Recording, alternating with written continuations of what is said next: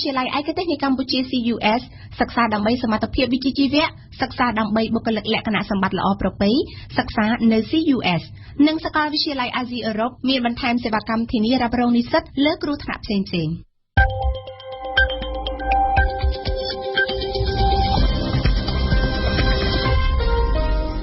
្ដីលោកស្រីអ្នកនាងកញ្ញាសូមអរគុណលោកអ្នកដែលបានមកស្ដាប់ការផ្សាយរបស់វិទ្យុបារាំងអន្តរជាតិ RFE នៅពេលនេះម៉ោង 1 រសៀលកម្មវិធីព័ត៌មានដោយរិទ្ធមូនីកាសហជីពចូលរួមសហការជាមួយ EDC ក្នុងការរៀបចំភ្ជាប់បណ្ដាញអគ្គិសនីថ្មីដល់ផ្ទះជួលតំណាងសហគមន៍បឹងកក់អះអាងថានឹងនៅតែធ្វើបាតុកម្មរយៈពេល1ខែលើទីលានប្រជាធិបតេយ្យរដ្ឋមន្ត្រីមហាផ្ទៃខ្មែរនិងរដ្ឋមន្ត្រីនគរបាលវៀតណាមសម្ពោធសាលាមិត្តភាពនគរបាលនៅប៉ាគីស្ថានមានផ្ទុះហិង្សានៅក្នុងក្បួនបាតុកម្មនៅទីក្រុងការ៉ាឈីប្រឆាំងទៅនឹងទស្សនាវដ្តីបារាំង Charlie Hebdo ចំណែកនៅចិនប្រមុខចារកិច្ចបានឃ្លាតពីអំណាចនិងឃុំខ្លួនពីបទពុករលួយមេដឹកនាំសហជីពបានចាប់ផ្ដើមចុះពន្យល់ណែនាំដល់កម្មករជាពិសេសផ្នែកកាត់ដេរពីចំណាត់ការរបស់អគ្គិសនីកម្ពុជា EDC នៅពេលខាងមុខនេះភ្ជាប់បណ្ដាញអគ្គិសនីដល់ផ្ទះជួលដែលនឹងមានតម្លៃថោកជាងតម្លៃបច្ចុប្បន្នខណៈដែល EDC កំពុងកម្មង់ទិញកុងទ័រភ្លើងពីក្រុមហ៊ុនផ្គត់ផ្គង់នៅក្រៅប្រទេសក្រុមមន្ត្រីសហជីពនិង EDC បានជួបជជែកគ្នាពីការសម្របសម្រួលជាមួយកម្មករនិងផ្ដល់ព័ត៌មានជាក់លាក់ស្ដីពីការចុះថ្លៃអគ្គិសនីនេះរហូតដល់ទៅ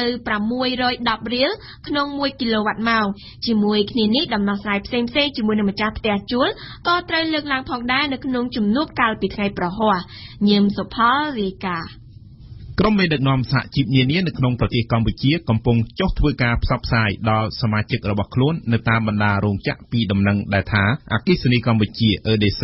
នឹងចុះតភ្លើងដោយផ្ទាល់ឲ្យពួកគេព្រមទាំងបញ្ចុះតម្លៃដល់610រៀលក្នុង1គីឡូវ៉ាត់ម៉ោងទៀតផងចំពោះការប្រើប្រាស់ក្រោម50គីឡូវ៉ាត់ក្នុង1ខែលោកប៉ៅស៊ីណាប្រធានសម្ព័ន្ធសហជីពចលនាកម្មករបានថ្លែងប្រាប់វិទ្យុបារាំងអន្តរជាតិនៅថ្ងៃសៅរ៍ទី17មករានេះថាលោកបានចាប់ផ្ដើមចុះពន្យល់សមាជិករបស់ខ្លួនដែលមាននៅទូទាំងប្រទេសប្រមាណជា30000នាក់កំពុងបម្រើការងារនៅតាមវិស័យការងារនានាការពោលបែបនេះបានធ្វើឡើងបន្ទាប់ពីតំណាងសហជីពជាច្រើនក្រុមបានចូលជួបជាមួយនឹងអាជ្ញាធរអគ្គិសនីកម្ពុជាកាលពីថ្ងៃប្រហ័សកន្លងទៅនេះផ្ដើមចេញពីជំនួបនេះលោកប៉ៅស៊ីណាឲ្យដឹងទៀតថា EDC បានស្នើឲ្យអ្នកសហជីពសហការសម្របសម្រួលជាមួយនឹងកម្មករដោយ EDC ស្នើឲ្យមានការដាក់ប្រាក់កក់ចំនួន 61500 រៀលសម្រាប់កម្មករមួយបន្ទប់ជួលដែលស្នាក់នៅរួមគ្នាក៏ប៉ុន្តែការដាក់ប្រាក់កក់នេះត្រូវបានស្នើសុំដោយសហជីពឲ្យទម្លាក់តម្លៃមកត្រឹម 3500 រៀលវិញដោយសំអាងថាបន្ទប់ជួលនីមួយៗកម្មករប្រើភ្លើងមិនអស់ដល់50គីឡូវ៉ាត់នោះទេក្នុងមួយខែក៏ប៉ុន្តែចំពោះតម្លៃប្រាក់កក់នេះនៅមិនទាន់មានការសម្រេចជាផ្លូវការនៅឡើយតាមយន្តការការងារតភ្ជាប់បណ្ដាញដល់បន្ទប់ជួលកម្មករនេះ EDC តម្រូវឲ្យកម្មករម្នាក់ក្នុងចំណោមកម្មករជាច្រើនអ្នកនៅក្នុងបន្ទប់ជួលរួមគ្នាដែលមានឯកសារច្បាស់លាស់ជាតំណាងដើម្បីបំពេញបែបបទជាមួយនឹង EDC នៅពេលដែលកម្មករឈប់ជួលពួកគេអាចដកប្រាក់កក់ដែលរៃអង្គាសគ្នានោះបានវិញក្នុងរយៈពេល2ថ្ងៃនេះបើតាមអ្នកសហជីពជាមួយគ្នានេះអាជ្ញាធររាជធានីភ្នំពេញក៏មានគម្រោងឆាប់ៗផងដែរជួបប្រជុំជាមួយនឹងម្ចាស់ផ្ទះជួលទាំងអស់ទាក់ទងទៅនឹងចំណាត់ការរបស់ EDC តាមខ្លឹមសារនៃកិច្ចប្រជុំដដែលអាជ្ញាធរអគ្គិសនីកម្ពុជាដោយសហការជាមួយសាលារាជធានីភ្នំពេញនឹងធ្វើការផ្ដាច់ចរន្តចំពោះម្ចាស់ផ្ទះជួលណាដែលមិនគោរពតាមគោលការណ៍ថ្មីនេះដោយសារតម្លៃអគ្គិសនីមិនមែនម្ចាស់ផ្ទះជួលជាអ្នកដាក់ទេគឺមានតែអគ្គិសនីកម្ពុជាតែមួយគត់ជាអ្នកកំណត់តម្លៃទូទៅសូមបញ្ជាក់ថាតម្លៃភ្លើងសម្រាប់កម្មករដែលម្ចាស់ផ្ទះជួលបច្ចុប្បន្នគិតតម្លៃពីកម្មករជួលបន្ទប់ស្នាក់នៅពី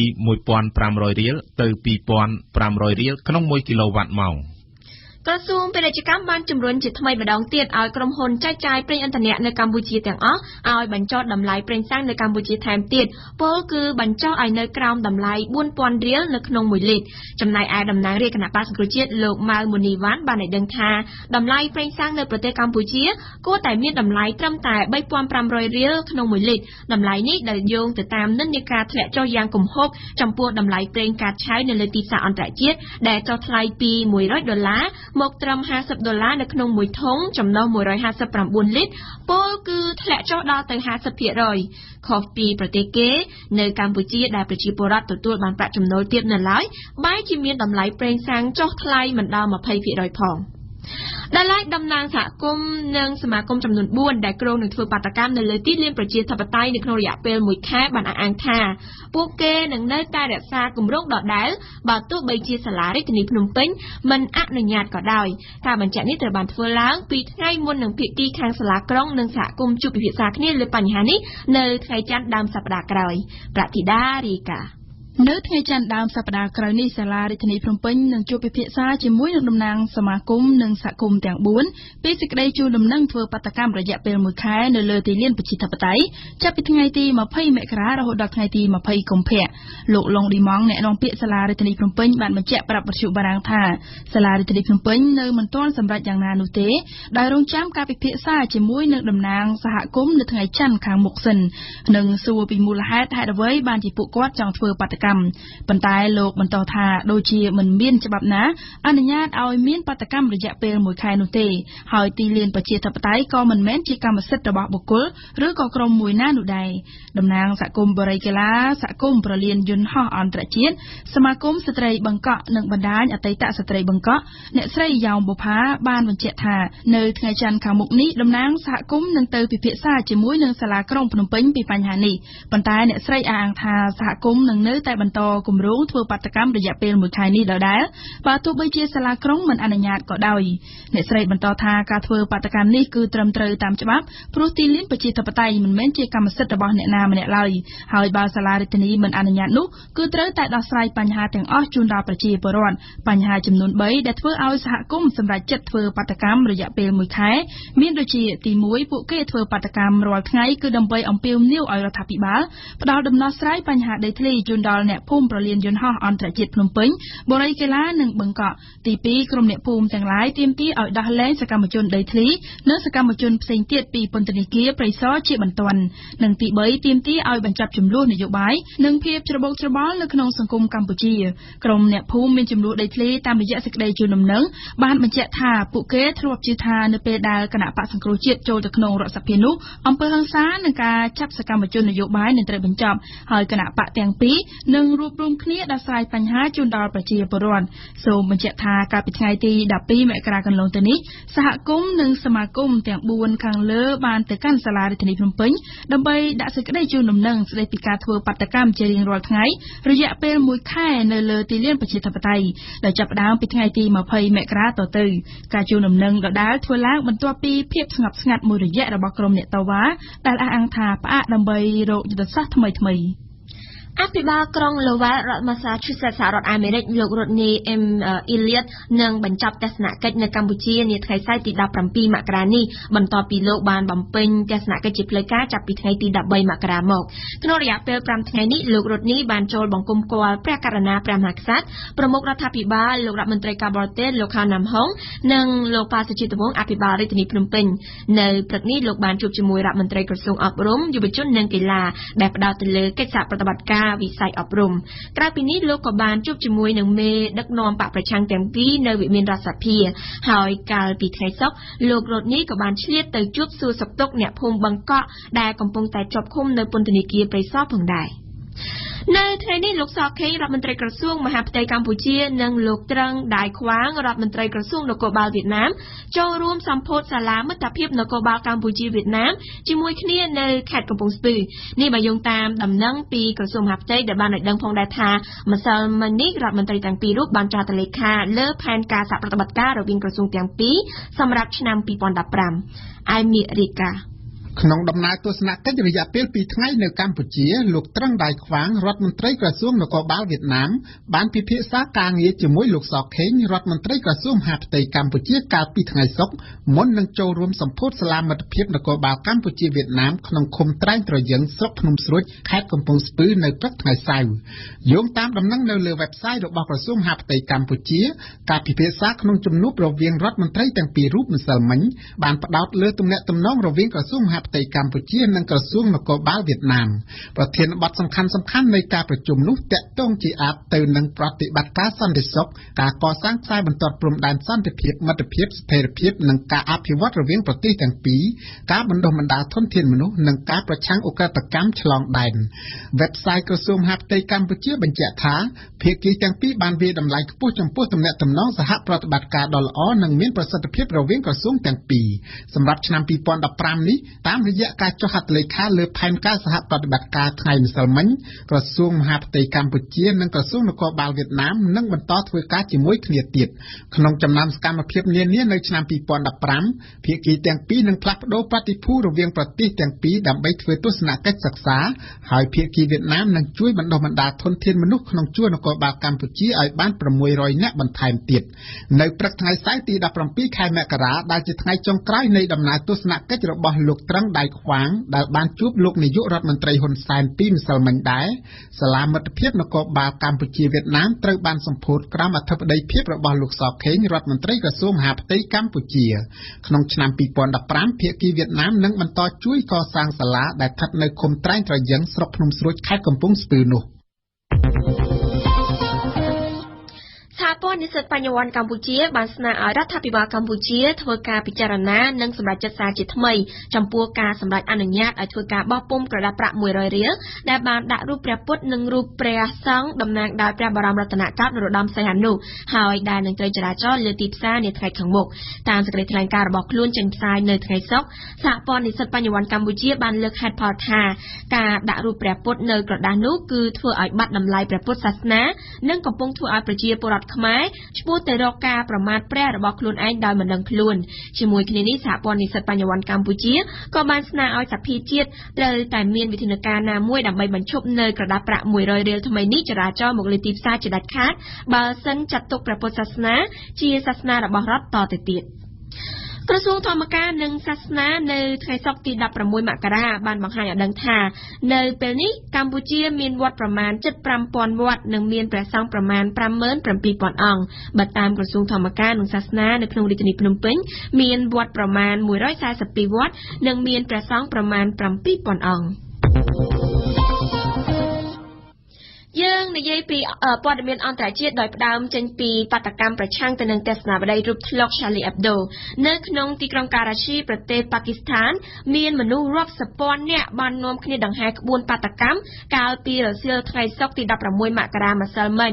គឺជាបាតកម្មប្រឆាំងទៅនឹងទស្សនាវដ្តីបារាំងមួយឈ្មោះថា Charlie Hebdo ដែលទើបបានចេញផ្សាយលេខថ្មីដោយបានផ្តិតរូបព្យាការីអ៊ីស្លាមមហាម៉ាត់នៅលើទំព័រមុខរូបព្យាការីមហាម៉ាត់ដែលកំពុងសម្រក់ទឹកភ្នែកជាមួយនឹងដៃកាន់បដាសរសេរថាខ្ញុំគឺជា Charlie នៅទីបំផុតក្បួនបាតកម្មបានបញ្ចប់ទៅដោយមានការប៉ះទង្គិចគ្នាយ៉ាងហិង្សារវាងពួកបាតកោនិងកម្លាំងប៉ូលីសនៅមុខស្ថានទូតបារាំងប្រចាំទីក្រុងការ៉ាឈីដោយបណ្ដាលឲ្យមានរបួស2នាក់គឺគុណធីរ៉ាជូនព័ត៌មានពិស្ដាពិតមែនតែទស្សនាវដ្តីបារាំង Charlie Hebdo មិនត្រូវបានគេអនុញ្ញាតឲ្យដាក់លក់ឬមួយក៏ចូលអានតាមអ៊ីនធឺណិតក្នុងប្រទេសប៉ាគីស្ថានក៏ដោយក៏កំហឹងប្រឆាំងនឹងទស្សនាវដ្តីធ្លុកកំប្លែងរបស់បារាំងមួយនេះបាននឹងកំពុងកើតមានយ៉ាងពុះកញ្ជ្រោលគឺជាក្បួនបាតកម្មដែលអំពាវនាវដោយចលនាអ៊ីស្លាមប៉ាគីស្ថានរួមជាមួយនឹងគណបកអ៊ីស្លាមជាច្រើនក្នុងនោះក៏មានគណបកយ៉ាម៉ាអ៊ីអ៊ីស្លាមីដែរនៅក្នុងទីក្រុងការ៉ាឈីដែលមានប្រជាជនរស់នៅប្រមាណជា20លាននាក់មានបាតកោជាច្រើនរយៈបាននាំគ្នាបរិហារទស្សនាវដ្តី Charlie Hebdo ដែលបានយករូបព្យាការីអ៊ីស្លាមម៉ាហូម៉ែតមកផ្តិតលើទំព័រមុខរបស់ខ្លួនតាមគម្រោងពួកបាតកោចង់ដង្ហែក្បួនប្រឆាំងដោយដើរកាត់ពីមុខស្ថានទូតបារាំងតែត្រូវបានប៉ះទង្គិចជាមួយនឹងកម្លាំងប៉ូលីសយ៉ាងហិង្សាដោយបណ្ដាលឲ្យមានរបួស2នាក់ក្នុងនោះមានអ្នកថតរូបរបស់ទីភ្នាក់ងារព័ត៌មាន AFP ម្នាក់ក្រៅពីទីក្រុងការ៉ាឈីក្បួនបាតកម្មដែលបានរៀបចំឡើងនៅក្រៅបញ្ចប់ពិធីសូត្រធម៌ដោយថ្ងៃសុក្រសពមួយដងក៏បានកើតមាននៅក្នុងទីក្រុងប៉ាគីស្ថានផ្សេងទៀតដូចយ៉ាងអ៊ីស្លាមាបាត ឡាអូ ពេចាវ៉ាឬមួយក៏មូលតានដែលទង់ជាតិបារាំងត្រូវបានពួកបាតកោយកទៅជន់ឈ្លីដុតចោលរដ្ឋាភិបាលបារាំងត្រូវតែធ្វើការសុំទោសចំពោះប្រទេសអ៊ីស្លាមទាំងអស់និងថាប្រទេសអ៊ីស្លាមទាំងអស់ត្រូវតែរួមសាមគ្គីគ្នាឡើងនេះជាការថ្លែងរបស់លោកអាស៊ីរ៉ាអ៊ុលហាកប្រធានគណបកអ៊ីស្លាមយ៉ាម៉ាអ៊ីអ៊ីស្លាមីទន្ទឹមគ្នានេះលោកអ៊ុលហាកក៏បានអំពាវនាវឲ្យបាតកោទាំងអស់សាទរចំពោះសេចក្តីថ្លែងការណ៍របស់សម្ដេចប៉ាវហ្វ្រង់ស៊ួសដែលថាសិទ្ធិសេរីភាពក្នុងការបញ្ចេញមតិ មិនបានអនុញ្ញាតឲ្យប្រមាថឌៀមដាមសាសនាអ្នកដទៃនោះទេដោយឡែកនឹងក្រៅពីកំហឹងរបស់ប្រជាជនលោកនាយករដ្ឋមន្ត្រីនិងរដ្ឋសភាប៉ាគីស្ថានក៏បានថ្កោលទោសលើទស្សនាវដ្តី Charlie Hebdo ដែរគួររំលឹកជូនថាក្នុងឆ្នាំ 2012 ប៉ាគីស្ថានក៏ធ្លាប់បានស្គាល់បាតកម្មយ៉ាងហិង្សាប្រឆាំងនឹងការចុះផ្សាយរូបធ្លុកកំប្លែងព្យាការីម៉ាហូម៉ែតដូចគ្នាព្រមទាំងប្រឆាំងនឹងកូនអាមេរិកកាំងមួយដែលមានលក្ខណៈប្រឆាំងនឹងសាសនាអ៊ីស្លាមនៅប្រទេសអាល្លឺម៉ង់មានការចាប់ខ្លួនជនសង្ស័យជីហាតនៅព្រឹកមិញនេះនៅក្នុងខណៈដែលអឺរ៉ុបកំពុងរួបរวมគ្នាធ្វើប្រតិបត្តិការប្រឆាំងនឹងភារវជនជីហាតគឺឃើញលេចមុខលោក John Kerry រដ្ឋមន្ត្រីក្រសួងការបរទេសអាមេរិកនៅទីក្រុងប៉ារីសដើម្បីពិភាក្សាអំពីបញ្ហាភារវនិយមផងនិងជាពិសេសទំនាក់ទំនងជាដើម្បីស្ដារមុខមាត់អាមេរិកផងដែរអឺរ៉ុបបានបង្កើនប្រតិបត្តិការប្រឆាំងទៅនឹងភារវនិយមជីហាតច្រើនឡើងចាប់ពីថ្ងៃប្រហ័សទី 15 មករាមកប៉ូលីសបែលហ្សិកបានប្រើកម្លាំងចុងទាយធំមួយចេញធ្វើសកម្មភាពប្រឆាំងទៅនឹងភារវកម្មពេញផ្ទៃប្រទេសកាលពីល្ងាចថ្ងៃសុក្រហើយសម្រាប់ជនជីហាតទើបត្រឡប់មកពីស៊ីរីបានយ៉ាងហោចណាស់2នាក់និងចាប់ខ្លួនបានម្នាក់ដែលឡែកនៅប្រទេសចិនរដ្ឋអំណាចបានប្រកាសឲ្យដឹងនៅថ្ងៃសុក្រទី 16 មករាពីការឃុំខ្លួនលោកម៉ាជៀនប្រមុខចារកិច្ចនិងជាអនុរដ្ឋមន្ត្រីក្រសួងសន្តិសុខរដ្ឋនៅក្នុងបទចោទប្រកាន់រឿងពុករលួយលោកម៉ាជៀនដែលត្រូវបានគេដាក់ងារឲ្យថាជា KGB ចិនគឺជាអិសរាជជនដ៏មានឥទ្ធិពលម្នាក់នៅក្នុងសេវាចារកិច្ចនិងប្រឆាំងទៅនឹងចារកិច្ចរបស់ប្រទេសចិនអស់ជាច្រើនឆ្នាំមកហើយយ៉ាងណាក៏ដោយការឃុំខ្លួនលោកម៉ាជៀនពេលនេះគឺជាសក្ខីកម្មថ្មីដែលបញ្ជាក់ពីយុទ្ធនាការប្រឆាំងទៅនឹងអំពើពុករលួយរបស់លោកប្រធានាធិបតីចិនស៊ីជីនពីងគូគុនធីរ៉ាជូនព័ត៌មានពិស្ដារដ្ឋអំណាចចិនបានចាប់ឃុំលោកម៉ាជៀនក្រោមបទចោទប្រកាន់ថាលោកបានរំលោភបំពានលើវិន័យរបស់បកតែនេះគ្រាន់តែជាភាសាផ្លូវការមួយដែលរបបកុម្មុយនីសបានយកមកប្រើប៉ុណ្ណោះព្រោះតាមពិតទៅនោះគឺគេចង់និយាយសម្ដៅរឿងពុករលួយតែម្ដងគួររំលឹកជូនថានៅក្នុងជួរថ្នាក់ដឹកនាំក្រសួងសន្តិសុខរដ្ឋនេះដែររដ្ឋអំណាចក៏ធ្លាប់បានកម្ចាត់អិសរាជជនជាន់ខ្ពស់ចេញពីអំណាចក្នុងរឿងពុករលួយដូចគ្នាជាក់ស្ដែងថ្មីនេះលោកស៊ូយ៉ុងកងដែលជាប្រធានសន្តិសុខផ្ទៃក្នុងនិងធ្លាប់ជាសមាជិកនៃគណៈកម្មការចិនត្រៃរបស់បកត្រូវបានចាប់ខ្លួននិងបណ្តេញចេញពីបកក៏ដោយសាររឿងអាស្រូវពុករលួយដែរខណៈនេះលោកយ៉ុងកងកំពុងរងចាំថ្ងៃកាត់ទោសនិយាយពីមុខងាររបស់លោកម៉ាជៀនវិញក្នុងនាមជាប្រមុខចារកិច្ចលោកមានតួនាទីជាអ្នករៀបចំយុទ្ធសាស្ត្រក្នុងការប្រជុំទប់នឹងក្រុមប្រឆាំងដោយប្រម៉ែប្រមល់រាល់ព័ត៌មានទាំងឡាយណាដែលមាននៅក្នុងប្រទេសចិននិងពីបរទេសទស្សនាវដ្តីសេដ្ឋកិច្ចប្រចាំសប្តាហ៍របស់ចិនមួយឈ្មោះកៃស៊ីងឲ្យដឹងថារូបលោកម៉ាជៀនធ្លាប់បានបម្រើការងារនៅក្នុងក្រសួងសន្តិសុខរដ្ឋអស់ជាច្រើនទសវត្សរ៍តាំងពីលោកបានបញ្ចប់ការសិក្សានៅមហាវិទ្យាល័យក្នុងទសវត្សរ៍ឆ្នាំ 80 ទន្ទឹមគ្នានេះនឹងបើយោងតាមសារព័ត៌មានចិនលោកម៉ាជៀនក៏មានជាប់ពាក់ព័ន្ធនឹងចំនួននៅក្នុងក្រុមហ៊ុន Founder Group ដែលថ្នាក់ដឹកនាំរបស់ក្រុមហ៊ុនមួយនេះទើបបានចាប់ខ្លួនកាលពីខែធ្នូឆ្នាំ 2014 ពីបទលួចបង្វែរលុយរាប់សិបលានយួនដោយខុសច្បាប់ក្នុងសប្តាហ៍នេះដែរកាសែតចេញផ្សាយនៅហុងកុងឈ្មោះ South China Morning Post បានបញ្ជាក់ពីទំនាក់ទំនងជិតស្និទ្ធរវាងលោកម៉ាជៀននិងលោកលីងជីហួរអតីតប្រធានខុទ្ទកាល័យរបស់លោកអតីតប្រធានាធិបតីចិនហ៊ូជីនតាវនិងដែលរូបលោកលីងជីហួរក៏កំពុងជាប់ឃុំពីរឿងអាស្រូវពុករលួយដែរដូច្នេះឃើញថាតាមរយៈការចាប់ខ្លួនលោកម៉ាជៀនពេលនេះជាសក្ខីកម្មថ្មីមួយទៀតដែលបញ្ជាក់ពីយុទ្ធនាការប្រឆាំងអំពើពុករលួយប្រកាសដោយលោកប្រធានាធិបតីស៊ីជីនពីងលោកស៊ីជីនពីងដែលបានបដិញ្ញាចិត្តកម្ចាត់អំពើពុករលួយនៅគ្រប់ស្ថាប័ននិងគ្រប់ជាន់ថ្នាក់តាំងពីសត្វខ្លាដល់សត្វមូសយើងមកចាប់ព័ត៌មានអន្តរជាតិដែលនិយាយពីភាពចម្រូងចម្រាសជុំវិញបញ្ហាអ៊ីស្រាអែលនិងប៉ាឡេស្ទីនសហរដ្ឋអាមេរិកនៅថ្ងៃសុក្របានថ្កោលទោសសេចក្តីសម្រេចរបស់តុលាការឧក្រិដ្ឋកម្ម ICC ថាជាការបញ្ចេះឲ្យមានគ្រោះភ័យតុលាការ ICC បានបើកការអង្កេតជាបឋមអំពីភាពដែលអាចកើតមានដែលកងកម្លាំងអ៊ីស្រាអែលបានប្រព្រឹត្តបទឧក្រិដ្ឋកម្មសង្គ្រាមប្រឆាំងទៅនឹងជនប៉ាឡេស្ទីន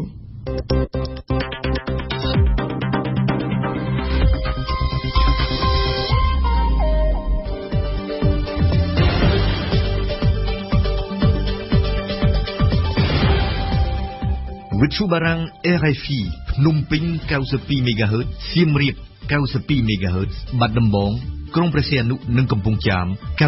94.5 MHz លោកអ្នកស្ដាប់ជាទីមេត្រីជាបន្តទៀតនេះលោកអ្នកនាងបានស្ដាប់កម្មវិធីផ្សាយជាបន្តដែលក្នុងនោះរួមមាននីតិបច្ចុប្បន្នភាពកម្ពុជាក្នុងសប្តាហ៍នេះគឺជាការសរុបព្រឹត្តិការណ៍សំខាន់ៗដែលកើតឡើងនៅកម្ពុជារៀបចំជូនដោយប្រធានាបន្តមកគឺជានីតិព្រឹត្តិការណ៍កម្ពុជាប្រចាំថ្ងៃឯមាក្សលើកឡើងអំពីការពិចារណាជាមូលដ្ឋានសម្រាប់ជ្រើសរើសអ្នកនយោបាយហើយនៅចុងក្រោយលោកអ្នកនឹងបានស្ដាប់នីតិរៀនភាសាបារាំងដែលយើងនឹងលើកយកអត្ថបទមួយទៀតពីប្រឡោមលោក Le Petit Bleu de la Côte Ouest បច្ចុប្បន្នភាពកម្ពុជាក្នុងសប្តាហ៍នេះ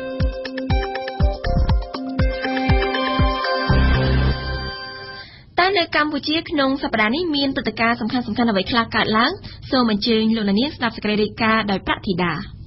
នៅថ្ងៃច័ន្ទដើមសប្តាហ៍នេះក្រោយសោកនាដកម្មភេរវកម្មនៅក្នុងទីក្រុងប៉ារីប្រទេសបារាំងដែលបានសម្លាប់អ្នកសារព័ត៌មានប៉ូលីសបារាំងនិងជនជាតិជីវិតចំនួន17នាក់ប្រមុខរដ្ឋាភិបាលកម្ពុជានិងអ្នកដឹកនាំនយោបាយសំខាន់ៗបានធ្វើដំណើរទៅកាន់ស្ថានទូតបារាំងប្រចាំទីក្រុងភ្នំពេញដើម្បីចូលរួមរំលែកទុក្ខយ៉ាងក្រៀមក្រំនេះអ្នកនយោបាយនិងអិសរាជជនជាន់ខ្ពស់នៃរដ្ឋាភិបាលកម្ពុជាបានថ្កោលទោសយ៉ាងខ្លាំងចំពោះអំពើភេរវកម្មទៅលើទីក្រុងប៉ារី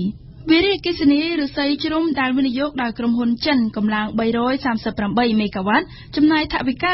$580លានអាមេរិកបានបើកសម្ពោធដាក់ឲ្យដំណើរការកាលពីព្រឹកថ្ងៃច័ន្ទទី12ដើមសប្តាហ៍នេះវិរិយអគ្គិសនីឫស្សីជ្រុំនៅក្នុងខេត្តកោះកុងសម្រាប់ផ្គត់ផ្គង់ថាមពលអគ្គិសនីនៅក្នុងរាជធានីភ្នំពេញតំបន់មួយចំនួននៅក្នុងខេត្តពោធិ៍សាត់និងបាត់ដំបងពិធីបាក់សម្ពោធដាក់ឲ្យដំណើរការវិរិយអគ្គិសនីឫស្សីជ្រុំស្រុកមណ្ឌលសីមាខេត្តកោះកុងបានធ្វើឡើងក្រោមវត្តមានរបស់លោកនាយករដ្ឋមន្ត្រីហ៊ុនសែនហើយក្រៅពីវិរិយអគ្គិសនីឫស្សីជ្រុំក្រុមហ៊ុនចិន China Gontian ក៏បានស្ថាបនាផ្លូវមួយដើម្បីភ្ជាប់ខេត្តកោះកុងនិងខេត្តពោធិ៍សាត់របាយការណ៍បង្ហាញថាវិរិយអគ្គិសនីធំៗដែលដាក់ឲ្យដំណើរការរួចហើយមានវិរិយអគ្គិសនីកំចាយនៅក្នុងខេត្តកំពតអគ្គិសនីដើរដោយធ្យូងថ្មនៅក្នុងខេត្តព្រះសីហនុវិរិយអគ្គិសនីអាតៃនៅក្នុងខេត្តពោធិ៍សាត់វិរិយអគ្គិសនីគិរីរម្យនិងវិរិយអគ្គិសនីឫស្សីជ្រុំនៅក្នុងខេត្តកោះកុង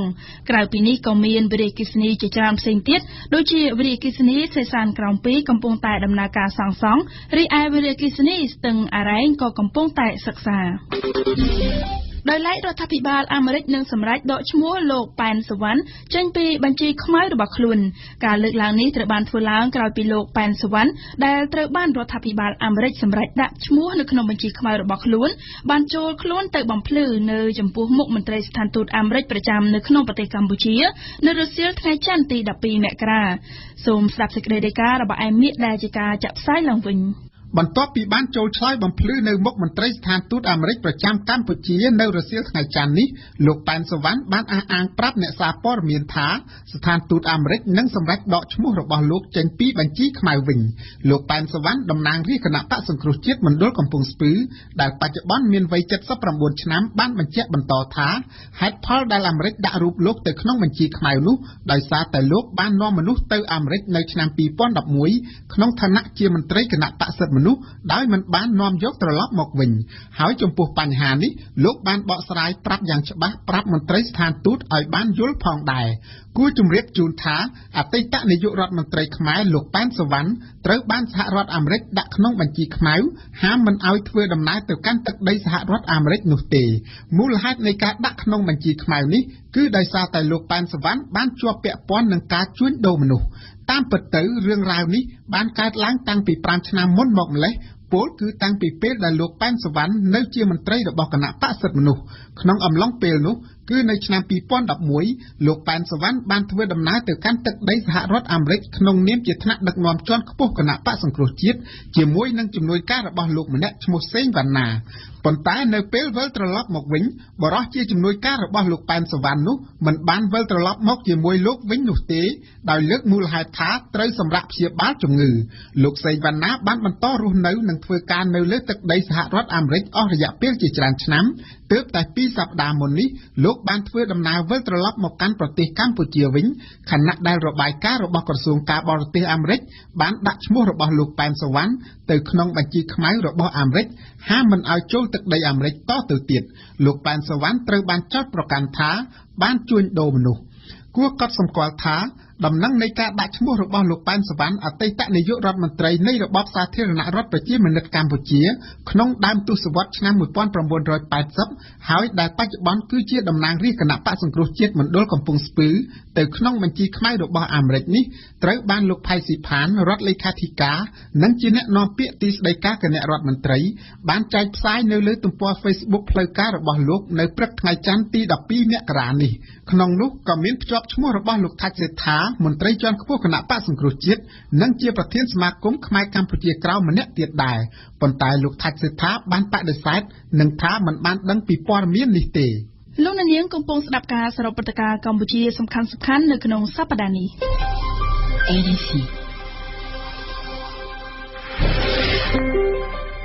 វិទ្យុឯកជនដែលមានឈ្មោះថាវិទ្យុផ្កាព្រៃ FM 101.75 MHz នៅក្នុងខេត្តរតនគិរីត្រូវបានដាក់សម្ពោធផ្សាយកម្មវិធីជាផ្លូវការហើយកម្មវិធីផ្សាយរបស់វិទ្យុនេះរួមមានជាភាសាខ្មែរជាភាសាជនជាតិភាគតិចរួមមានទំពូនចារាយគ្រឹងព្រមទាំងភាសាឡាវនិងភាសាអង់គ្លេសផងដែរពិធីសម្ពោធដាក់ការផ្សាយបានធ្វើឡើងនៅថ្ងៃទី 11 មករាដោយមានការចូលរួមពីលោកខៀវកញ្ញរិទ្ធរដ្ឋមន្ត្រីក្រសួងព័ត៌មានវិទ្យុផ្កាព្រៃ FM 101.75 MHz មានទីតាំងស្ថិតនៅភូមិ4ភ្នំស្វាយសង្កាត់កាចាញក្រុងបានលុងមានកម្លាំងផ្សាយ1គីឡូវ៉ាត់កម្ពស់អង់តែន90ម៉ែត្រនិងមានវិសាលភាពផ្សាយគ្របដណ្ដប់នៅទូទាំងក្រុងបានលុងនិងបណ្ដាស្រុកចំនួន9ទៀតហើយបានធ្វើការផ្សាយក្នុងមួយថ្ងៃ18ម៉ោងចាប់ពីម៉ោង5ព្រឹកដល់ម៉ោង11យប់ការដាក់ផ្សាយវិទ្យុនេះឡើងក្នុងគោលបំណងផ្ដល់ជូនសហគមន៍អ្នកស្ដាប់វិទ្យុនៅព័ត៌មានដែលគោរពតាមក្រមសីលធម៌និងវិជ្ជាជីវៈព្រមទាំងផ្ដល់នៅកម្មវិធីអប់រំដែលបម្រើផលប្រយោជន៍និងសេចក្តីត្រូវការចង់ចេះចង់ដឹងដល់យុវជនយុវនារីនិងប្រជាពលរដ្ឋគ្រប់កម្រិតជាពិសេសគឺសម្រាប់ជនជាតិភាគតិចនៅក្នុងតំបន់នោះឆ្លើយតបទៅនឹងសំណើរបស់ប្រធានរដ្ឋសភាស្តីពីការតែងតាំងប្រធានក្រុមតំណាងរាស្ត្រភាគតិចនៅរដ្ឋសភា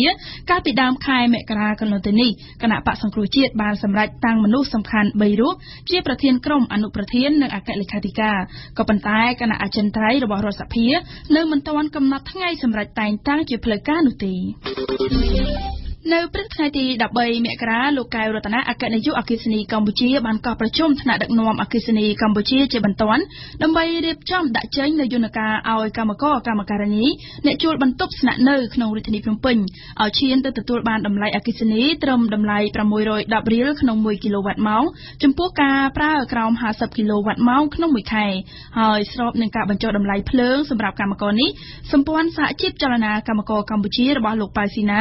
នៅថ្ងៃទី13មករាបានចេញសេចក្តីថ្លែងការណ៍មួយសម្ដែងការគាំទ្រនឹងការបញ្ចុះតម្លៃនេះព្រមទាំងជំរុញឲ្យអគ្គិសនីកម្ពុជាពន្លឿនការអនុវត្តឲ្យបានឆាប់តាមដែលអាចធ្វើទៅបាននិងសំណូមពរដល់រដ្ឋាភិបាលទឹកកម្ពុជាពិចារណាក្នុងការកំណត់តម្លៃប្រើប្រាស់ទឹកសម្រាប់កម្មករនៅតាមផ្ទះជួលនៅក្នុងទីក្រុងភ្នំពេញជាបន្តទៀតជាមួយគ្នានេះដែរលោកកែវរតនាបានអះអាងថារាជរដ្ឋាភិបាលនឹងចំណាយថវិកាប្រមាណជា$2លានដើម្បីតភ្ជាប់ខ្សែនិងកុងទ័រចូលដល់បន្ទប់ជួលដែលមានប្រមាណជាជាង30,000បន្ទប់នៅក្នុងទីក្រុងភ្នំពេញជាវិធានការដែលអាជ្ញាធររាជធានីភ្នំពេញសហការនឹងអគ្គិសនីកម្ពុជានឹងធ្វើឡើងនៅពេលឆាប់ៗនេះដើម្បីបញ្ចុះតម្លៃអគ្គិសនីតាមបន្ទប់ផ្ទះជួលមកត្រឹមតែ610រៀលតែប៉ុណ្ណោះក្នុង1គីឡូវ៉ាត់ម៉ោងសម្រាប់អ្នកដែលប្រើប្រាស់ក្រោម50គីឡូវ៉ាត់ក្នុងមួយខែស្ពានអ្នកលឿងដែលជាស្ពានដ៏វែងជាងគេនៅក្នុងប្រទេសកម្ពុជាត្រូវបានធ្វើពិធីសម្ពោធចាក់បេតុងតភ្ជាប់តួស្ពានកាលពីព្រឹកថ្ងៃទី14មករាកន្លងទៅនេះដោយមានការចូលរួមពីលោកនាយករដ្ឋមន្ត្រីហ៊ុនសែននិងអនុរដ្ឋមន្ត្រីការបរទេសជប៉ុនប្រមុខរដ្ឋាភិបាលកម្ពុជាបានប្រកាសថាស្ពាននេះមានឈ្មោះថាស្ពានស៊ូសាបាហើយស្ពានដែលមានប្រវែងជាង2គីឡូម៉ែត្រនេះនឹងត្រូវដាក់ឲ្យប្រើប្រាស់មុនចូលឆ្នាំខ្មែរនៃខែមេសាខាងមុខសូមស្ដាប់សេចក្តីរាយការណ៍របស់ញឹមសុផលដែលជាការចាក់ផ្សាយឡើងវិញ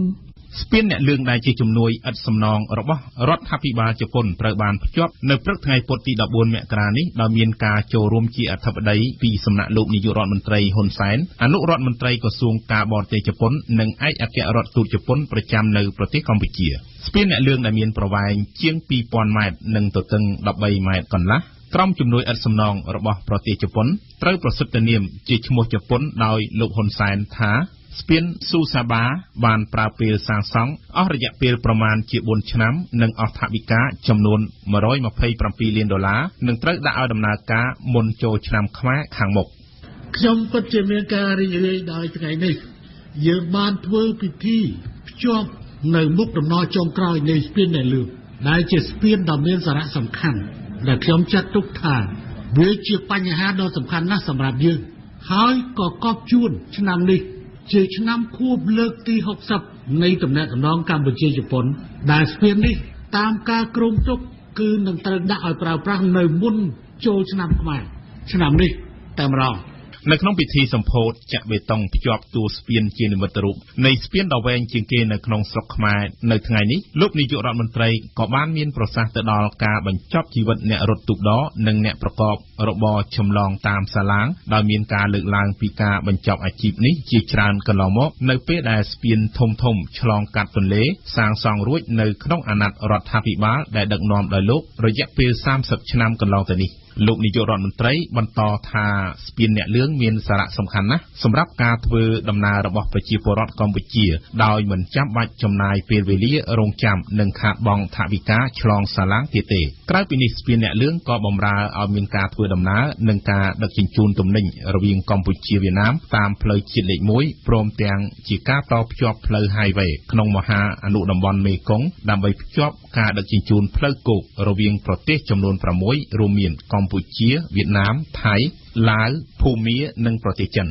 សូមរំលឹកថាការសាងសង់ស្ពាននេះកន្លងមកមានការរអាក់រអួលបន្តិចហើយរងការរិះគន់ថារដ្ឋាភិបាលអត់កំណើតជប៉ុនមិនអោយថវិកាទេឆ្លើយតបទៅនឹងការលើកឡើងនេះលោកហ៊ុនសែនបានពន្យល់ថាការចាត់ចែងដេញថ្លៃសពបែបយ៉ាងគឺជប៉ុនដែលជាម្ចាស់ជំនួយជាអ្នកចាត់ចែងទាំងអស់ពលគឺក្រៅពីក្រុមហ៊ុនជប៉ុនរដ្ឋាភិបាលជប៉ុនមិនអនុញ្ញាតឲ្យក្រុមហ៊ុនផ្សេងចូលដេញថ្លៃនោះទេសូមបញ្ជាក់ថាស្ពានអ្នកលឿងគឺជាស្ពានទី3ហើយដែលកសាងឡើងក្រោមជំនួយរបស់ប្រទេសជប៉ុនបន្ទាប់ពីស្ពានជ្រោយចង្វាដែលមានការសាងសង់និងជួសជុលឡើងវិញនិងស្ពានគីហ្សូណានៅខេត្តកំពង់ចាម លោកនាងកំពុងស្ដាប់ការសរុបព្រឹត្តិការណ៍កម្ពុជាសំខាន់ៗនៅក្នុងសប្តាហ៍នេះ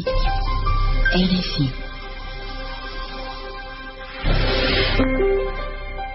កាលពីថ្ងៃទី14មករាកន្លងទៅនេះកម្ពុជាបានចេញផ្សាយក្រដាសប្រាក់ថ្មីប្រភេទ500រៀលនិង100រៀលក្រដាសប្រាក់500រៀលថ្មីត្រូវបានប្រកាសឲ្យប្រើដើម្បីជានិមិត្តរូបនៃចំណងតាក់ទងមិត្តភាពកម្ពុជាជប៉ុននៅក្នុងឱកាសពិធីសម្ពោធភ្ជាប់ដំណើរស្ពានអ្នកលឿងដែលក្រដាសប្រាក់ប្រភេទ500រៀលថ្មី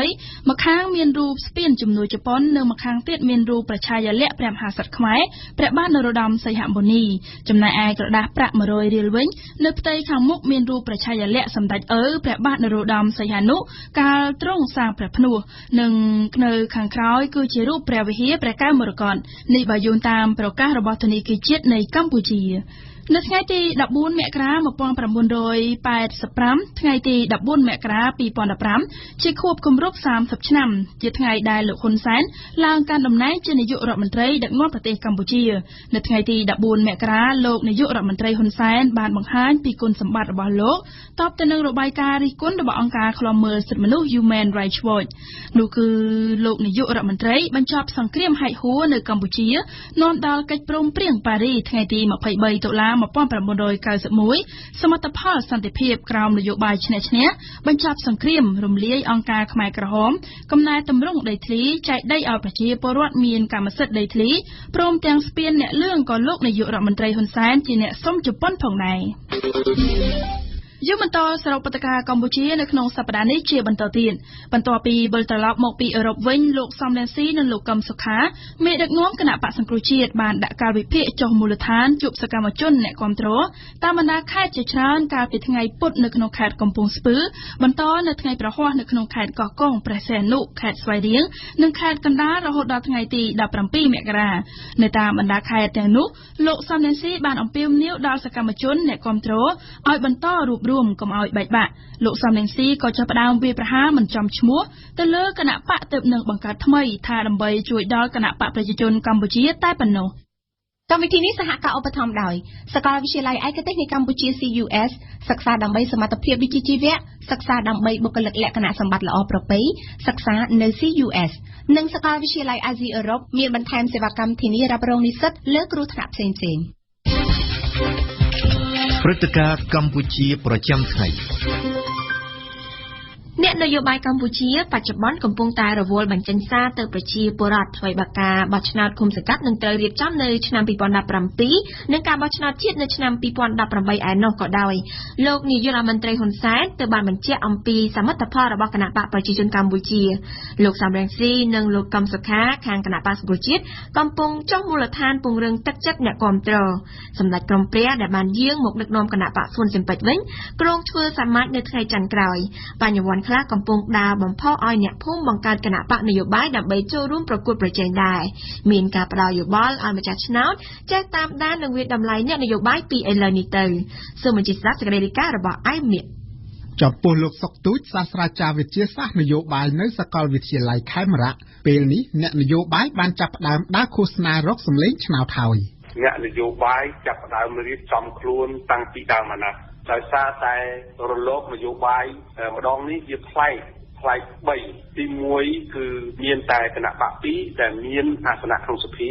ផ្លែកទី2មានន័យថាគណៈបកអតីតដែលបាត់បង់ជំនឿបានងើបឡើងហើយផ្លែកទី3គឺគណៈបកដែលមិនដែលស្គាល់ហើយជាប្រវត្តិសាស្ត្រទៀតនោះដែលកម្ពុជាមិនដែលមាននឹងគឺថាការផ្ដួចផ្ដើមគំនិតចេញពីបញ្ញវន្តហើយមកបង្កើតគណៈបកមូលដ្ឋាននេះសិតតែជារូបភាពពិសេសនៅក្នុងអាណត្តិទី6ហ្នឹងអញ្ចឹងភាពពិសេសហ្នឹងហើយដែលធ្វើឲ្យមានការកង្វល់ទៅដល់គណៈបកធំតែងតែប្រើប្រាស់ពាក្យធ្ងន់ខ្លះពាក្យបង្រួមខ្លះពាក្យសរសើរខ្លះជាកិច្ចចាប់ផ្ដើមនៃដំណើរការនៅក្នុងអាណត្តិទី6ហ្នឹងប៉ុន្តែលោកគុលបញ្ញានាយកប្រតិបត្តិនៃគណៈកម្មាធិការដើម្បីការបោះឆ្នោតដោយសេរីនិងយុត្តិធម៌នៅកម្ពុជាយុទ្ធនាការរបស់អ្នកនយោបាយមិនមែនទើបចាប់ផ្ដើមទេគេជជែកគ្នាពីរឿងនយោបាយយុទ្ធនាការព័ត៌មាននយោបាយអាហ្នឹងគេធ្វើរហូតនៅប្រទេសប្រជាធិបតេយ្យពីច្រើនគេធ្វើរហូតដែរអត់ជាបញ្ហាទេព្រោះអីការជជែកគ្នាខាងនយោបាយហ្នឹងវាជារឿងធម្មតានៅក្នុងដំណើរការប្រជាធិបតេយ្យហើយគណៈបកមួយហ្នឹងតែងយកគោលនយោបាយរបស់ខ្លួនមកទៅជជែកឬក៏ទីទានការអនុវត្តគោលនយោបាយផងគណៈបកផ្សេងទៀតវាជាដំណើរធម្មតាព្រោះដោយសារវាកិច្ចការនយោបាយវាតែមាន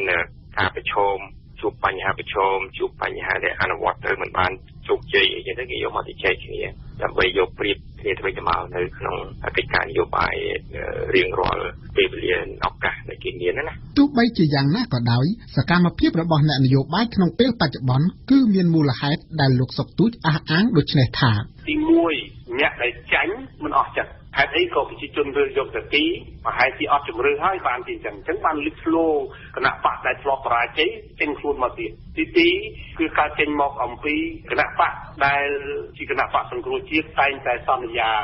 ធំហើយពេលដែលខ្លួនមិនទាន់មានអាសនៈច្រើននៅក្នុងសភាតែងតែសន្យាហើយជាមួយសកម្មជនឬក៏អ្នកដែលចូលរួមនៅក្នុងប្រយុទ្ធហ្នឹងប៉ុន្តែដល់ពេលខ្លួនបានស្អីរៀងច្រើនមោទនភាពធ្វើឲ្យអ្នកទាំងអស់នោះចាក់ចេញពីខ្លួនដើម្បីទៅបង្កើតថ្មីមួយទៀតចំណុចទី3ហេតុអីបានជាព្យុះសង្គ្រាមបែបនេះពីព្រោះយើងដឹងហើយថាគណៈបកតូចមិនទៅជាមានលុយទេអញ្ចឹងបើមិនទៅមានលុយទេដើម្បីឲ្យគេស្គាល់មិនអាចធ្វើព្យុះនៅក្នុងរយៈពេលខ្លីបានទេព្រោះព្យុះក្នុងរយៈពេលខ្លីត្រូវការថវិកាច្រើនណាស់អញ្ចឹងគេប្រើប្រាស់ដូចអ្វីដែលគណៈបកប្រជាជនតែងប្រើពីស្បថាភ្លៀងរលឹមហ្នឹងគឺធ្វើពីដើមបាយទី4គឺថាយើងឃើញហើយថាហេតុអីបានគេធ្វើបែបហ្នឹងគេធ្វើបែបហ្នឹងដើម្បីឲ្យគណៈបកធំ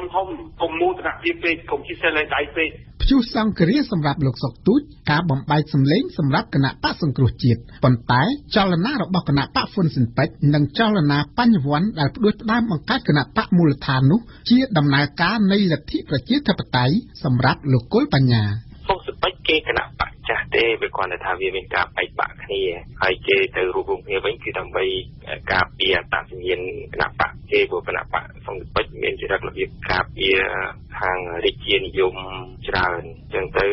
ជាសេចក្ដីនយោបាយក្នុងការពារលើកស្ទួយរាជានិយមជាអំណាចរបស់ខាងកម្មហាក់ស័ព្ទផ្សេងហ្នឹងគឺថាខាងសង្គ្រោះពេជ្រហ្នឹងគេមានគោលនយោបាយចឹងហើយគណៈបកផ្សេងធម្មតាវាជាតែការព្រោះដោយសារមានគំនិតខុសគ្នាផ្សេងណា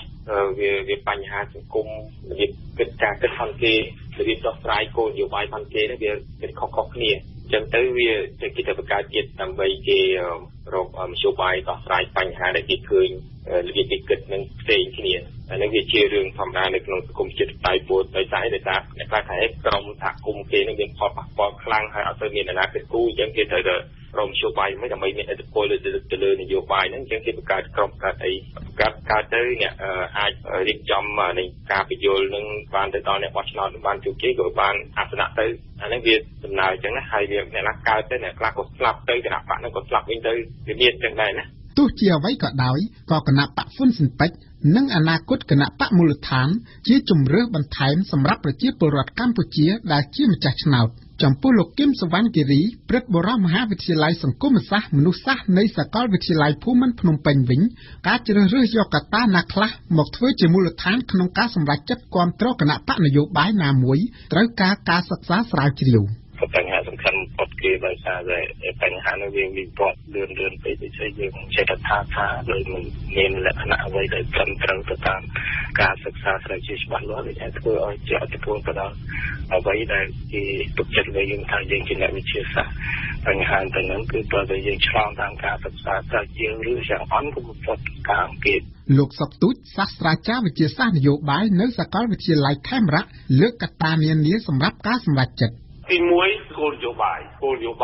ត្រូវតែសម្លឹងមើលទី2ត្រូវមើលតួអង្គថាតួអង្គនឹងជាតួអង្គអីឬគាត់គ្រាន់តែរឿងនិទានឲ្យព្រោះទេធម្មតាការនិយាយគឺជាការងាយប៉ុន្តែការធ្វើគឺជាការលំបាកហើយទី3ត្រូវមើលស្នាដៃរបស់គាត់តើស្នាដៃគាត់បានធ្វើអីហើយ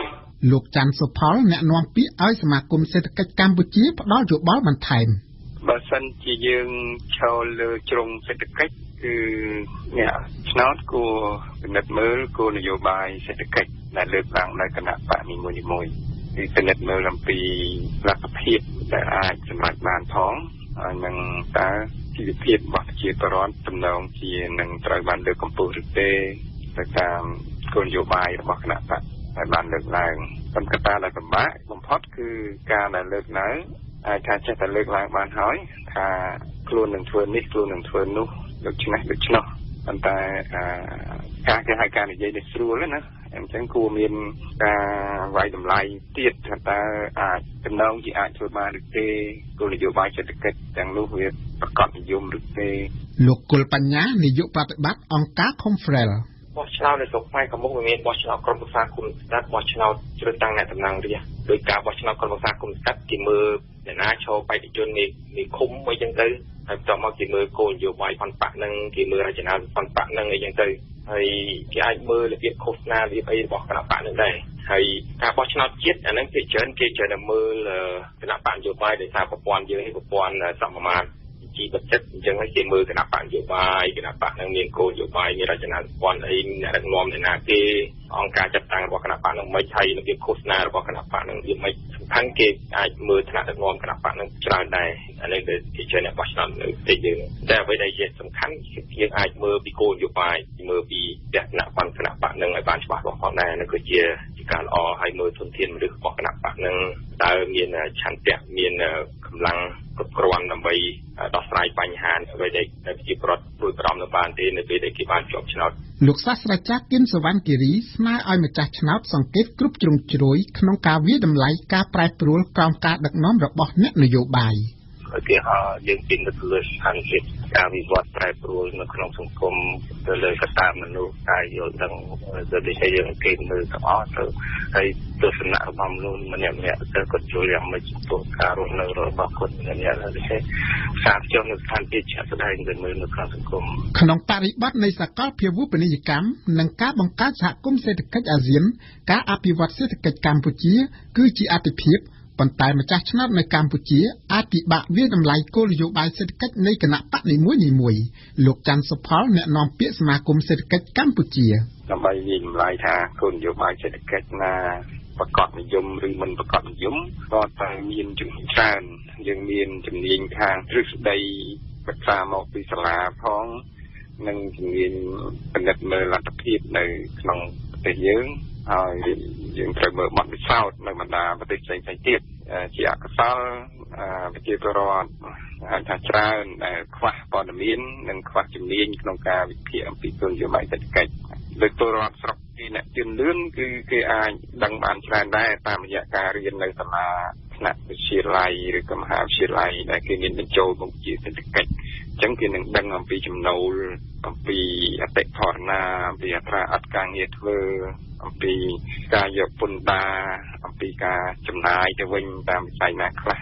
បើតាមលោកច័ន្ទសុផលម្ចាស់ឆ្នោតនៃប្រទេសមួយយ៉ាងហោចណាស់ត្រូវថ្លឹងថ្លែងលើកត្តាមួយចំនួនប្រជាពលរដ្ឋទាំងអស់គួរតែចាប់អារម្មណ៍ទី1ទៅនឹងជីវភាពរបស់ខ្លួនចំណូលគ្រួសារឬក៏ចំណូលផ្ទាល់ខ្លួនអនាគតមុខរបរផ្ទាល់ខ្លួនមុខរបរគ្រួសារទី2ក៏យើងត្រូវគិតអំពីបញ្ហាជាតិដែរជាចំណូលជាតិរួមអនាគតនៃប្រទេសជាតិយើងគម្លាតនៅក្នុងសង្គមគេហៅថាសមធម៌រវាងប្រជាពលរដ្ឋសមធម៌នៃទ្រព្យសម្បត្តិសមធម៌នៃប្រាក់ចំណូលនៃមុខរបរដូច្នោះវាទាមទារឲ្យមានការគិតដល់គេហៅថាបរិស្ថានរួមនៅក្នុងប្រទេសពីព្រោះបើយើងទូធាតែខ្លួនឯងតែគ្រួសារឯងក៏មិនប្រកាសថាបានសុខដែរបើសិនជាចំណូលអ្នកដទៃទៀតមិនកើនឡើងឬក៏ធ្លាក់ដុនដាបដូច្នោះហើយបានជាគេត្រូវគិតអំពីគោលនយោបាយសេដ្ឋកិច្ចជារួមដែលនឹងធ្វើឲ្យប៉ះពាល់ដល់ជីវរដ្ឋជារួមនៅក្នុងប្រទេសការត្រួតពិនិត្យតាមដាននិងជជែកពិភាក្សាអំពីគោលនយោបាយរបស់គណៈបកនីមួយៗត្រូវធ្វើជាប្រចាំលោកគុលបញ្ញាវាមានជាអភិក្រមវាជាដំណើរការវាអត់មានចប់កិច្ចការនយោបាយវាអត់មានចប់ទេវាមិនដែលថាបានរដ្ឋាភិបាលមួយមកល្អមានអ្នកដឹកនាំល្អទៅយើងឈប់ជជែកពីបញ្ហានយោបាយឈប់ជជែកពីបញ្ហាគោលនយោបាយហ្នឹងអត់ស្បានទេរឿងដំណើរការប្រជាធិបតេយ្យហើយដំណើរការនយោបាយនេះគេថាវាទៅរហូតវាមិនមែនមកក្រុមមួយមកគោលនយោបាយមួយមកដាក់ទៅវាសុក្រិតហើយវាដើរទៅល្អទេអត់ទេការគោលនយោបាយហ្នឹងល្អក៏វាប៉ះពាល់ក្រុមផ្សេងៗការគោលនយោបាយហ្នឹងល្អអនុវត្តឲ្យមានប្រសិទ្ធភាពការវាមនុស្សមានប្រសិទ្ធភាពប៉ុន្តែគោលនយោបាយនេះវាអន់អញ្ចឹងអានេះទៅជែកនេះរហូត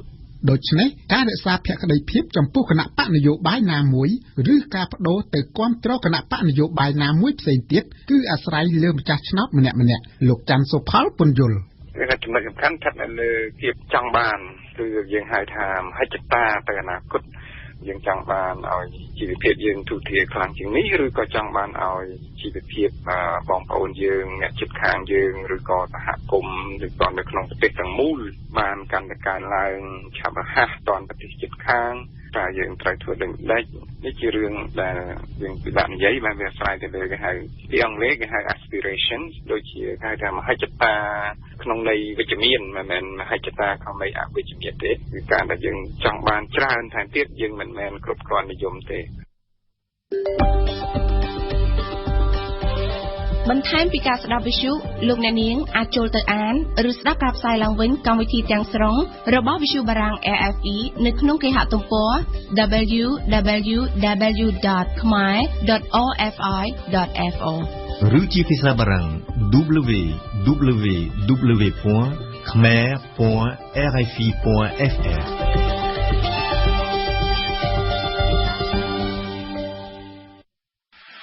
រៀនភាសាបារាំង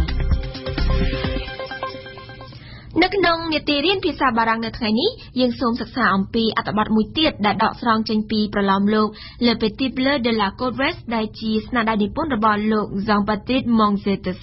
សូមអញ្ជើញសិក្សាដោយសេរីរាយជាមួយយើងខ្ញុំដូចតទៅ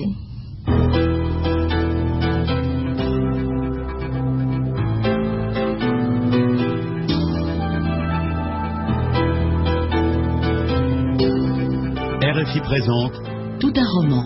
Un cours de français par la littérature. នៅក្នុងមេរៀនលើកមុន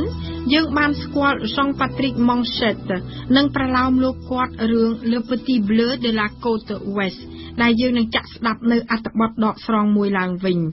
Jacques Faux ជាតួអង្គពន្យល់ប្រាប់នាង Alphonsine អំពីដំណើរជីវិតដែលបណ្ដាលឲ្យគាត់ប្រែក្លាយទៅជាវីរៈបុរសម្នាក់ដោយអចេតនាកិច្ចសន្ទនាគ្នាប្រព្រឹត្តទៅនៅក្នុងគេហដ្ឋានមួយឆ្ងាយពីភូមិតូចមួយនៅតំបន់ភ្នំ Les Alpes នៅចំពេលរដូវត្រជាក់ Vous n'êtes pas d'ici? Vous êtes parisien? D'origine. Vous ne me croiriez pas si je vous racontais comment j'ai atterri ici. Essayez toujours. C'est très simple. Jusqu'à l'été dernier, j'étais cadre moyen dans une boîte à Paris. J'ai pris mes vacances et 2 hommes ont essayé à 2 reprises de m'assassiner, pour une raison que j'ignore. Si je vous disais que c'est une trace de balle, tenez, cette touche blanche. Oui, oui. Vous êtes un aventurier. Non, vous ne comprenez pas. Non, pas du tout. Je suis le contraire. Qu'est-ce que c'est, le contraire? Un type qui ne veut pas d'aventure. Vous ne voulez pas d'aventure? Vous êtes heureux? Vous ne voulez pas d'aventure? Une aventure avec vous? Excusez-moi, ce n'est pas ce que je voulais dire. Je suis confus.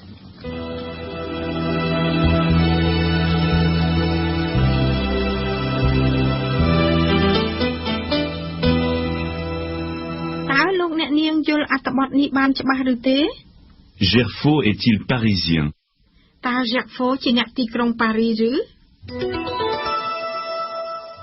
Oui, d'origine. Quel était le métier de Gerfo?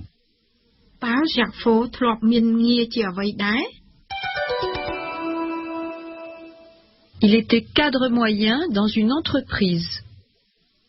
Pourquoi s'est-il enfui?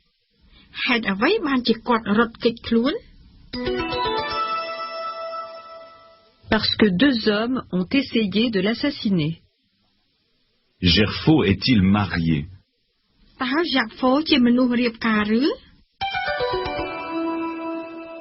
Oui, mais il a abandonné sa femme et ses enfants. Pourquoi boite-t-il?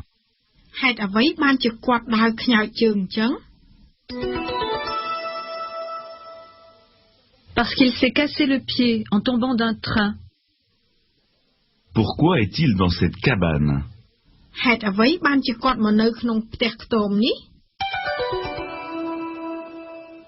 Parce que le grand-père d'Alphonsine l'a recueilli et soigné.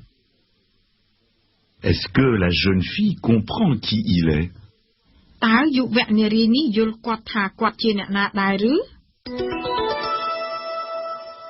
Non. Elle pense qu'il est un aventurier.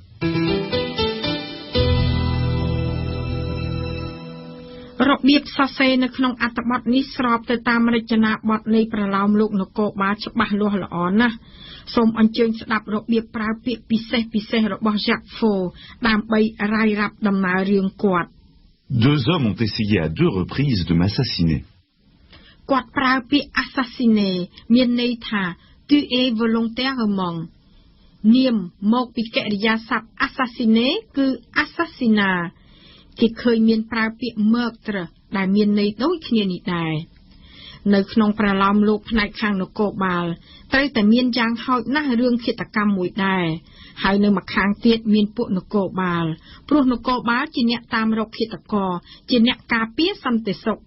Au lieu de prévenir la police, je me suis enfui au hasard.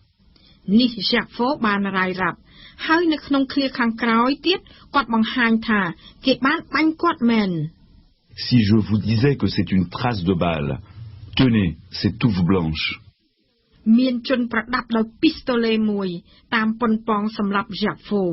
La balleនៃកំភ្លើងដៃនេះបាញ់ត្រូវក្បាលគាត់ដោយសើសើទេនិងបានទុកម៉ាកក៏មួយជាស្នាមឆេះនៅនឹងសក់គាត់ Jacques Faux ពិបាកពន្យល់ដំណើររឿងគាត់ឲ្យគេយល់ណាស់និងជាហេតុបណ្ដាលឲ្យមានការច្របូកច្របល់មិនយល់គ្នាមួយដូច្នេះគេយល់ច្រឡំថាគាត់ជាមនុស្សម្នាក់ផ្សេងពីគាត់មែនទែន Oui, oui, vous êtes un aventurier. Non, pas du tout. Je suis le contraire. Qu'est-ce que c'est le contraire? Un type qui ne veut pas d'aventure. មែនហើយនៅក្នុងភាសាបារាំងពាក្យ aventurier មានន័យមិនល្អប៉ុន្មានទេពាក្យនេះពីដើមមានន័យថា corsaire ឬ pirate ប៉ុន្តែបន្ទាប់មកន័យនេះคล้ายទៅជាមនុស្សម្នាក់ដែលស្វែងរកការផ្សងព្រេងដោយមកពីគេចង់ពុះពៀឧបសគ្គដើម្បីឲ្យបានរំភើបចិត្តអាចជាមនុស្សម្នាក់ដែលមិនគោរពច្បាប់សិលធម៌ដែរសរុបទៅសំដៅទៅមនុស្សម្នាក់ដែលរស់ដោយសាររឿងសាំញ៉ាំពិបាកដោះស្រាយដូច្នេះគេអាចនិយាយម្យ៉ាងទៀតថា Jack London était un aventurier qui écrivait et voyageait dans le monde entier. ឬនៅក្នុងស្ថានភាពផ្សេងមួយទៀតដូចតទៅ Ma fille, épouser ce type qui n'a aucun travail fixe, c'est aventurier? Jamais. ប៉ុន្តែមិនដូច្នោះពាក្យ aventurier អាចមានន័យថាជាអ្នកដែលចូលចិត្ត aventure គឺព្រឹត្តិការណ៍ដែលធ្លាក់មកដោយមិនដឹងខ្លួនដូចជារឿងផ្សងព្រេងមួយដែរនៅក្នុងន័យនេះហើយដែលយុវនារីយើងយល់ពាក្យនេះ ប៉ុន្តែ Jacques Faux នៅតែចេះថាគាត់មិនចង់ប្រទះរឿងផ្សងព្រេងរបៀបនេះទេ Vous ne voulez pas d'aventure? Vous êtes heureux? Vous ne voulez pas d'aventure? នេះជាពាក្យសម្រែករបស់នាង Alphonsine ល្បែងលេងពាក្យ aventure នេះបញ្ជាក់ភាពមិនប្រកបប្រជារបស់ Jacques Faux ហើយជាមួយគ្នានេះបញ្ជាក់ភាពជាមនុស្សធម្មតារបស់ Jacques Faux ដែរព្រោះ Jacques Faux អាចមាន aventure amoureuse ជាមួយនារីម្នាក់ហើយគាត់ក៏អាចមិនចង់ដើរផ្សងព្រេងដើម្បីឲ្យបានចិត្តរំភើបខ្លាំងនោះក៏ទេដែរព្រោះឃ្លា avoir une aventure ជាមួយបរិសម្នាក់ឬនារីម្នាក់មានន័យច្បាស់លាស់គឺបញ្ជាក់ទំនាក់ទំនងស្នេហាជាមួយដៃគូម្នាក់ដែលគេជួបប្រទះដោយចៃដន្យក្នុងរយៈពេលដ៏ខ្លីសូមអញ្ជើញស្ដាប់ Il ne supporte pas le mariage. Il a besoin d'aventure. J'ai rencontré une femme pendant le congrès, superbe, une belle aventure d'un soir.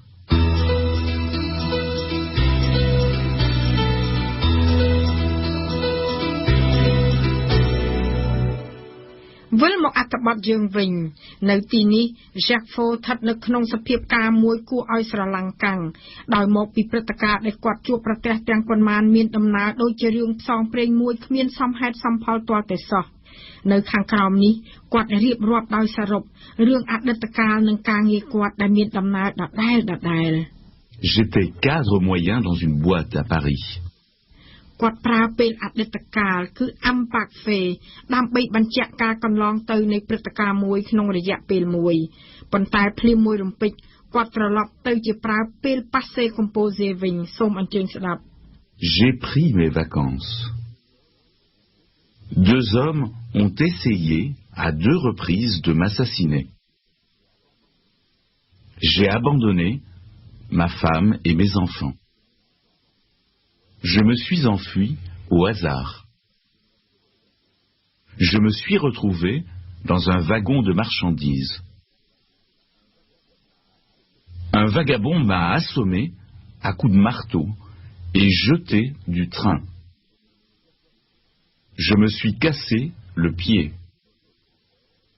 Votre grand-père m'a recueilli et soigné.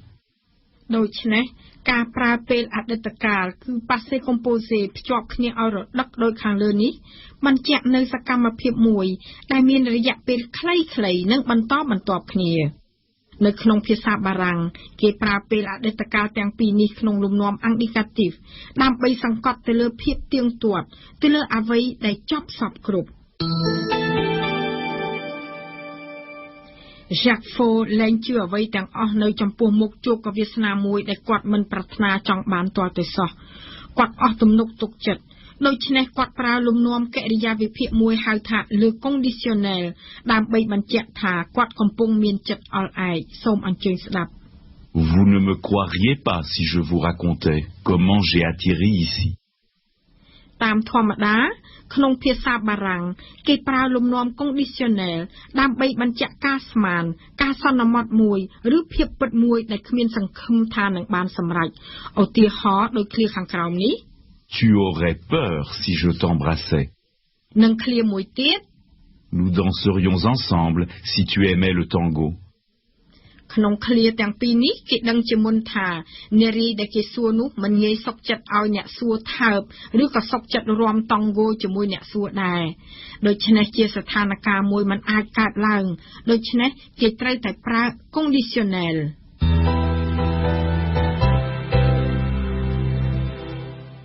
នៅក្នុងមេរៀននេះយើងបានឃើញទឹកចិត្តដែលរារែកមិនប្រកបប្រជាបណ្ដាលឲ្យគូសន្ទនាស្ទះនៅមួយកន្លែង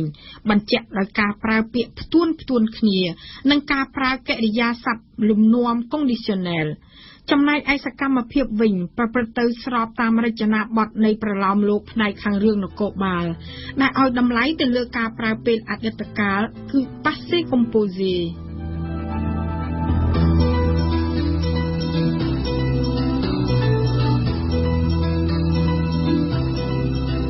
C'était Tout un roman,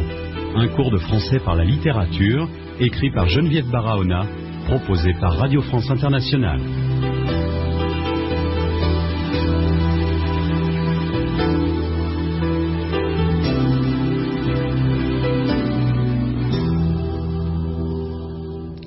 លោកអ្នកនាងជាទីគោរពយើងខ្ញុំសូមថ្លែងអំណរគុណចំពោះភក្ដីភាពរបស់អស់លោកអ្នកនាងដែលបានតាមដានស្ដាប់កម្មវិធីព័ត៌មានរបស់វិទ្យុបារាំងអន្តរជាតិ RFE កម្មវិធីព័ត៌មានរបស់វិទ្យុបារាំងយើងរយៈពេលពេញ1ម៉ោងបានឈានដល់ទីបញ្ចប់ហើយកម្មវិធីព័ត៌មានដែលរៀបចំជូនដល់នាងខ្ញុំនឹងវិលមកជួបលោកអ្នកនាងជាបន្តទៀតនៅយប់នេះគឺចាប់ពីម៉ោង 7 ដល់ម៉ោង 8 យប់សូមអរគុណអង្គវិសាលដែលបានជួយបញ្ជាផ្នែកបច្ចេកទេសនៅពេលនេះនាងខ្ញុំរិទ្ធមូនីកានិងសហការីវិទ្យុបារាំងសូមអរគុណនិងសូមជម្រាបលា Another summer day has come and gone away. In Paris and Rome, but I wanna go home.